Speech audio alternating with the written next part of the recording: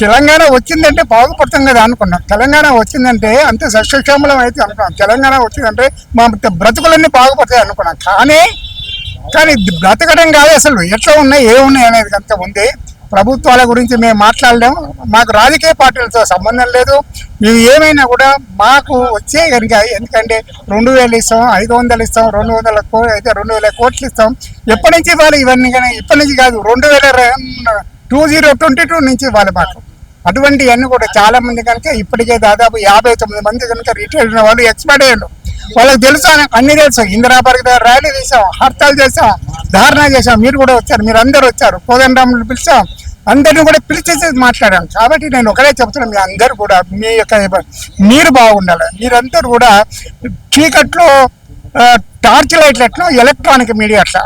కాబట్టి మీ అందరు కూడా రిక్వెస్ట్ చేసేది ఒకటి, మా ప్రాబ్లమ్స్ June 2 ఫార్మేషన్ డే. ఇది మేము ఎక్కడెక్కడి నుంచో వచ్చాం. కావాల్సి వస్తుంది కనుక దాదాపు 500 మంది వస్తారు.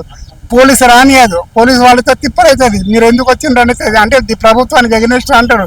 మేము ప్రభుత్వానికి ఎగనిస్ట్ కాదు, మా సమస్యలు ఉన్నాయి. మా సమస్యలన్నీ కూడా కూడబెట్టాలని చెప్పేసి మీ ద్వారా నేను వాళ్ళకి రిక్వెస్ట్ చేస్తున్నాం.